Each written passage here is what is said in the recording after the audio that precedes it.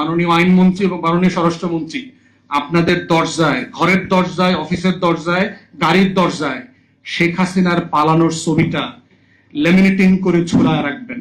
16ই December এই স্বাধীন বাংলায় উর্দুভাষী মুক্তিযোদ্ধারা বিজয় মিছিল নিয়ে 32 নম্বরে গিয়েছে এবং তাদেরকে গুলি করে আমার সোনার বাংলার মুক্তিযোদ্ধারা হত্যা করেছে। 72-এর সংবিধান আমার মুক্তির লড়াইয়ের প্রত্যেকটা আকাঙ্ক্ষার সাথে বেইমানি করেছে। আপনি বলছেন যে এই জাতি বাঙালি বলিয়া পরিচিত হইবে, তাহলে আমার রাষ্ট্রের হাজার হাজার চাকমারা পাহাড়িরা যেই ঘোষণাপত্র শুনে যুদ্ধ করতে গিয়েছিল তাকে আপনি 1 বছর পরে বললেন যে তুমি যদি বাঙালি না হও তোমার আইডেন্টিটির কোনো স্বীকৃতি আমার কাছে নাই। তাহলে ওই যে ফ্রি, ইনক্লুসিভ, ডেমোক্রেটিক রিপাবলিকের কথা বললেন, সেই রিপাবলিকের প্রত্যেকটা এসেন্স এন্ড প্রিন্সিপালের সাথে এই 4টা মূলনীতি যায় না সিম্পলি, কারণ এখানে অবাঙালিরাও যুদ্ধ করেছে। 16ই ডিসেম্বর এই স্বাধীন বাংলায় উর্দুভাষী মুক্তিযোদ্ধারা বিজয় মিছিল নিয়ে 32 নম্বরে গিয়েছে এবং তাদেরকে গুলি করে আমার সোনার বাংলার মুক্তিযোদ্ধারা হত্যা করেছে। উর্দুভাষী মুক্তিযোদ্ধা। চাকমাদেরকে শেখ মুজিব বলেছিল বাঙালি হয়ে যাওয়ার জন্য। তাহলে আপনি এই রাষ্ট্রটা তৈরি করলেন যে প্রিন্সিপালের উপর ভিত্তি করে 72-এর সংবিধান তার প্রত্যেকটা প্রিন্সিপালের কুঠারে আঘাত করেছে। তাহলে এই সাবস্টেন্স দিয়ে আপনি এই রাষ্ট্রটাকে ইনক্লুসিভ কিভাবে ধরে রাখবেন? আপনি মানে গণতন্ত্র রাখবেন, আপনি আবার সমাজতন্ত্র রাখবেন, এবং রেখে কি হয়েছে দেখেন, কোন গণতন্ত্র হয়েছে। আপনার 72-এর সংবিধানে গণতন্ত্র ছিল, কিন্তু 73-এর নির্বাচনে তো আমরা গণতন্ত্র দেখি নাই। 73-এর নির্বাচনে তো আমরা কোনো গণতন্ত্র দেখি নাই। 293টা সিট পাওয়ার পরে শেখ মুজিব বঙ্গভবনে দাঁড়ায় বলেছে আজকে দেশে কোনো বিরোধী দল নাই। শেখ মুজিব বলছে বিরোধী দল না থাকাটা কি আপনার দেশের জন্য কোনো ক্রেডিট? গণতন্ত্রের জন্য ক্রেডিট? জাসদের শত শত এমপি ক্যান্ডিডেটকে পিটায়া এলাকা ছাড়া করে দিয়েছে, কয়েক ডজনকে হত্যা করেছে, ইলেকশন করতে দেয়নি। তাহলে আপনারা কেন, কিসের জন্য বললেন গণতন্ত্রের কথা?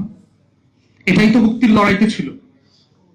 আপনি বলছেন যে সমাজতন্ত্র থাকবে, আবার বলছেন যে গণতন্ত্র থাকবে। গণতন্ত্রের সাথে তো উদার নৈতিক ক্যাপিটালিজম, পুঁজিবাদী সমাজের বৈশিষ্ট্য আছে, সংবিধানে বলা আছে যে একটা ফ্রি এন্টারপ্রাইজ থাকবে। কিন্তু সেখানে আপনি দেখলাম যে 72-এর পরে, 73-এর পরে বাংলাদেশের সব প্রাইভেট এন্টারপ্রাইজ, পাটকল, জুট মিল সবকিছুকে ন্যাশনালাইজ করে ফেললেন। এই ন্যাশনালাইজেশন তাহলে কি আমার মুক্তির লড়াইয়ের সাথে কনসিস্টেন্ট ছিল? ছিল না তো। তাহলে এইভাবে 72-এর সংবিধান আমার মুক্তির লড়াইয়ের প্রত্যেকটা আকাঙ্ক্ষার সাথে বেইমানি করেছে। এবং তারপরে দেখেন এখানেই ক্ষান্ত হয় নাই, 4th অ্যামেন্ডমেন্ট করেছে শেখ মুজিব বেঁচে থাকা অবস্থায়।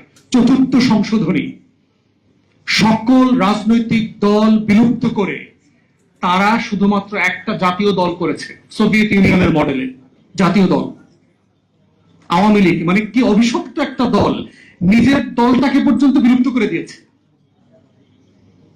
এবং এর সাথে বাংলাদেশের পতিত পলিউটেড বাম সিপিবিরা জড়িত ছিল। এই কমরেড মনি সিংরা থেকে শুরু করে সবাই শেখ মুজিবকে মিসগাইড করেছে when it comes to creating Baksal. তো এই বাকশাল, এই 4th অ্যামেন্ডমেন্টের এই সংবিধান কি আমার 71-এর মুক্তির লড়াইয়ের সাথে কনসিস্টেন্ট ছিল? ছিল না তো। তারপরে কি করেছেন, সকল পত্রিকা নিষিদ্ধ করে দিলেন একটা ঘোষণা দিয়ে।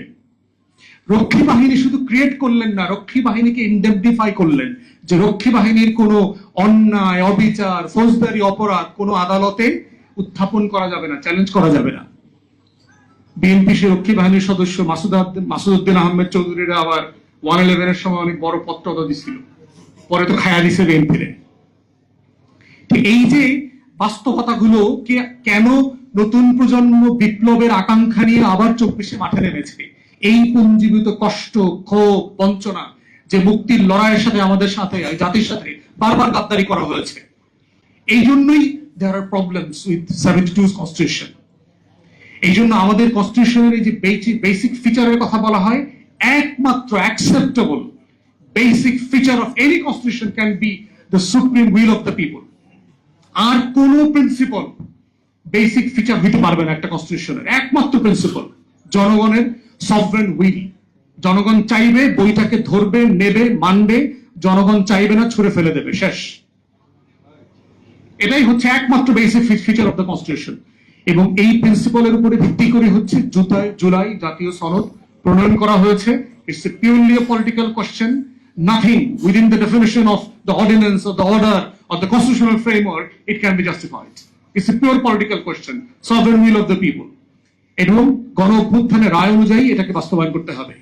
তাই আমরা বলছি যে বাংলাদেশ রাষ্ট্রটাকে যদি আগামী দিনগুলোতে এগিয়ে নিয়ে যেতে হয়, আমার সেই ৭১-এর মুক্তির লড়াই, আমার যুগ যুগ ধরে শত শত বছরের এই মাটির, এই মানুষের, এই জমিনের মুক্তির লড়াই এবং আমার ২৪-এর গণ অভ্যুত্থানের লড়াই, এর প্রত্যেকটা প্রিন্সিপালকে সভরেন উইলের ভিতরে অ্যাকোমোডেট করা হয়েছে জুলাই জাতীয় সনদের মাধ্যমে। এবং সেটাকেই উইদাউট এনি ইফস এন্ড বাটস মেনে নেওয়াটাই হচ্ছে আগামী দিনে শুধু বাংলাদেশের অস্তিত্বের প্রশ্ন না, বিএনপি রাজনৈতিক দল হিসেবে বেঁচে থাকবে কিনা তার অস্তিত্বের প্রশ্ন জড়িত আছে। এবং অন রেকর্ড আপনাদেরকে বলে রাখি, আপনাদের সক্ষমতা কিন্তু আওয়ামী লীগের ধারে কাছেও না। সেই আওয়ামী লীগকে কিন্তু লেজ গোটায় পালাইতে হয়েছে। নির্বাচনের পরে বিএনপির এক এমপি আমারে বলছে, হুইপ ৬ জন হুইপ আছে তো বিএনপির, তার ভিতরে একজন বলেছে যে আমার ডিভিশনের সব এমপিকে আমি একটা ছবি গিফট করব। সেই গিফটের ছবিটা হচ্ছে হাসিনা বিমানে করে যে পালাইতেছে না। আপনাকে মাননীয় প্রধানমন্ত্রীকে বলছি এবং আমার ডিপার্টমেন্টের ২ বড় ভাই মাননীয় আইনমন্ত্রী এবং মাননীয় স্বরাষ্ট্রমন্ত্রী, আপনাদের দরজায়, ঘরের দরজায়, অফিসের দরজায়, গাড়ির দরজায় শেখ হাসিনার পালানোর ছবিটা লেমিনেটিং করে ঝুলায় রাখবেন। আপনাদেরকেও ওই ছবির রিপ্লেসমেন্ট করা লাগতে পারে, just matter of time. No ifs, no buts. ধন্যবাদ। আসসালামু আলাইকুম।